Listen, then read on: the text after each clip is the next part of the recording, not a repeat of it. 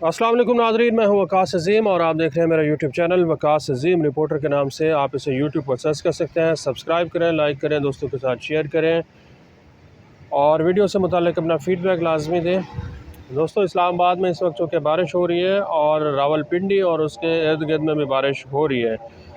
इसके बावजूद रावलपिंडी का मौसम गर्म दिखाई दे रहा है, क्योंकि ISPR की जानिब से पाकिस्तान तहरीक-ए-इंसाफ से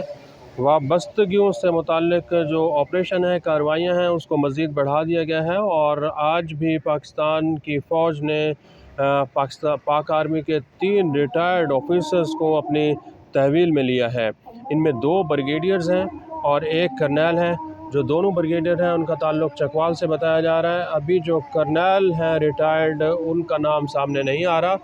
लेकिन इन तीनों पाकिस्तान की फ़ौज के अफसरान के ऊपर जो इल्ज़ामात हैं वो यही है कि उन्होंने बाद अज़ रिटायरमेंट पाकिस्तान तहरीक-ए-इंसाफ के साथ अपने सियासी मामलात, सियासी मदाखलत और मिली भगत जो है वो जारी रखी, जिसकी वजह से उनके ऊपर जो कवायद व ज़वाबित लागू होते हैं उन्होंने उसकी ख़िलाफ़ वर्जी की है।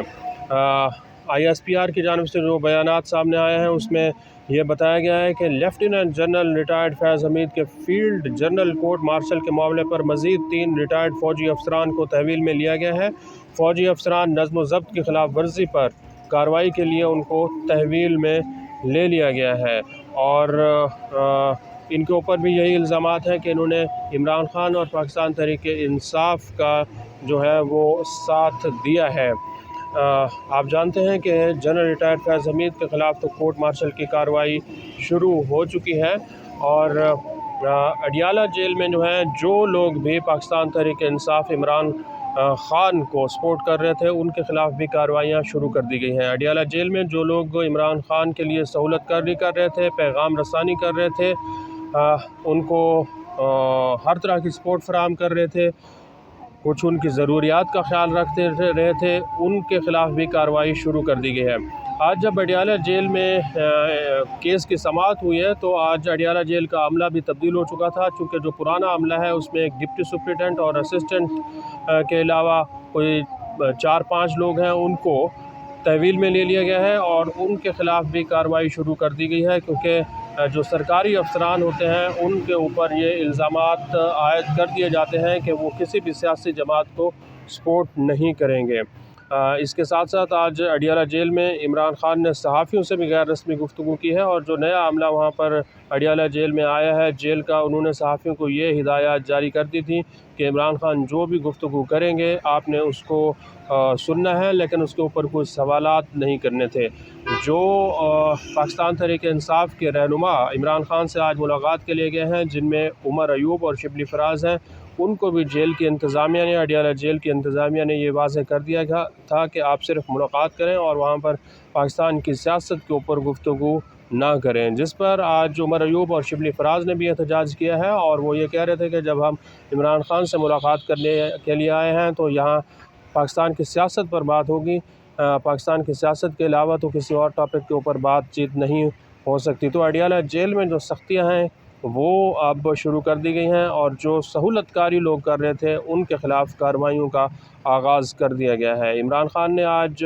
सहाफ़ियों से गैर रस्मी जो गुफ्तगू की है वो भी इंतहाई अहम है और उसमें उन्होंने जनरल रिटायर्ड फैज़ हमीद को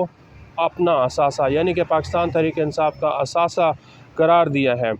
जो गुफ्तगू सामने आई है उसमें इमरान खान ये कह रहे हैं कि मुझे ना रोको,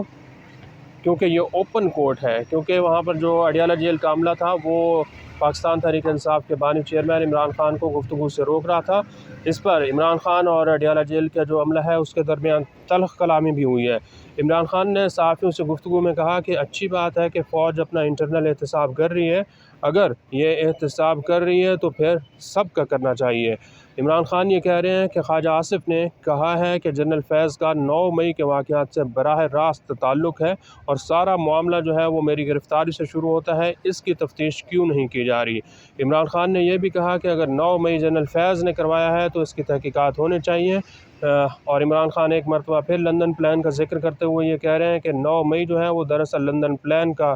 حصہ تھا، اور جدھر جدھر آگ لگی ہوئی تھی وہاں سب کی جو CCTV فوٹیجز ہیں وہ بھی غائب کر دی گئی ہیں۔ لندن پلان سے متعلق عمران خان یہ کہہ رہے ہیں کہ اس میں chief election commissioner, chief justice of Pakistan اور چیف جسٹس اسلام آباد ہائی کورٹ عامر فاروق جو ہیں وہ اس میں ملوث ہیں، اور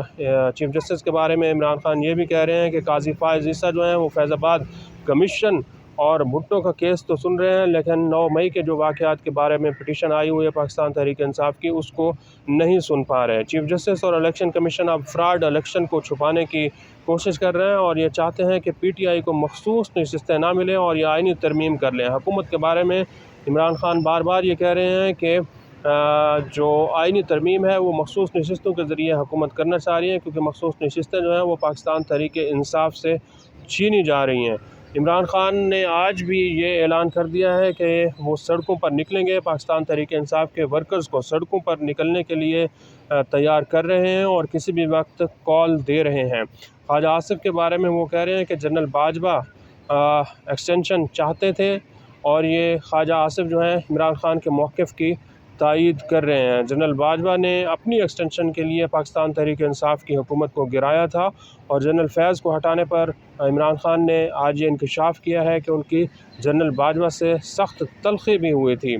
اور عمران خان یہ بھی کہہ رہے ہیں کہ IB کی رپورٹس موجود تھیں کہ موجودہ اسپیکر پنجاب اسمبلی جو ہے ملک احمد خان وہ ہر وقت جنرل باجوہ کے پاس موجود رہتے تھے۔ اور ناظرین آپ کو یہ بھی بتائیں کہ خواجہ آصف یہ کہہ رہے ہیں کہ جنرل باجوہ اپنی ایکسٹینشن کی کوشش کر رہے تھے، لیکن پنجاب اسمبلی کے جو اسپیکر ہیں ملک محمد احمد وہ یہ سمجھتے ہیں کہ خواجہ آصف کا جو بیان ہے وہ سیاق و سباق سے ہٹ کر ہے، اور خواجہ آصف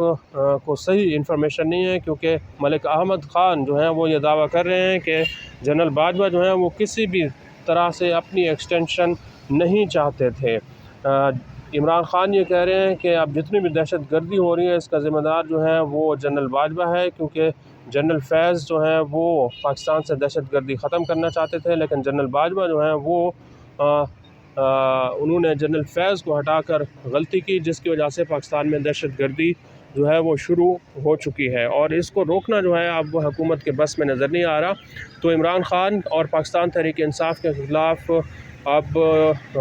جو آپریشن ہے، کارروائیاں ہیں وہ حتمی مراحل میں داخل ہو چکی ہیں۔ اب ایسا لگتا ہے کہ کسی بھی شخص کو نہیں چھوڑا جائے گا جو کہ 9 مئی کے واقعات میں ملوث ہے، یا پھر پاکستان کی فوج کے اندر پاکستان تحریک انصاف کے ساتھ اس کی سیاسی وابستگی ہے، اور خاص طور پر عمران خان کے ساتھ اگر وہ رابطے میں ہے، اس کے لیے عمران خان کے لیے کوئی کام کرتا رہا ہے، کوئی سہولت کاری کرتا رہا ہے، کوئی پیغام رسانی کرتا رہا ہے، تو اس کے خلاف اب پاکستان کی فوج نے کارروائی کرنے کا فیصلہ کیا ہے، اور اس کا ثبوت یہ ہے کہ چاہے اس کا کتنا بھی بڑا عہدہ ہو اس کے خلاف کارروائی شروع کر دی جائے گی۔ کچھ لوگ یہ سمجھ رہے تھے کہ حکومت یا پھر پاکستان کی فوج جو ہے وہ 9 مئی پر ہلکا ہاتھ رکھے گی، ہولا ہاتھ رکھے گی، لیکن اب فوج کے اندر سے چونکہ پاکستان تحریک انصاف کو سپورٹ مل رہی تھی، فوج کے جو اعلیٰ افسران ہیں، ریٹائرڈ افسران ہیں، وہ عمران خان کو سپورٹ کر رہے تھے، تو ان کے خلاف کارروائی کرنے کا فیصلہ کیا گیا ہے۔ کیونکہ ناظرین آپ پاکستان کے طول و عرض میں جا کر دیکھیں تو جب تک پاکستان کے جو اس وقت ریٹائرڈ افسران ہیں، بیوروکریٹ ہیں، پڑھے لکھے لوگ ہیں، وہ پاکستان تحریک انصاف کو، عمران خان کو سپورٹ کرتے ہیں، اور اس وقت وہ یہ سمجھتے ہیں کہ عمران خان ہی پاکستان کو بچا سکتے ہیں، پاکستان کو ٹھیک کر سکتے ہیں۔ اس میں بہت بڑا حصہ جو ہے وہ سول اور ملٹری کی جو بیوروکریسی ہے وہ بھی لوگ شامل ہیں۔ تو اگر جو لوگ غیر قانونی طور پر، غیر آئینی طور پر اپنے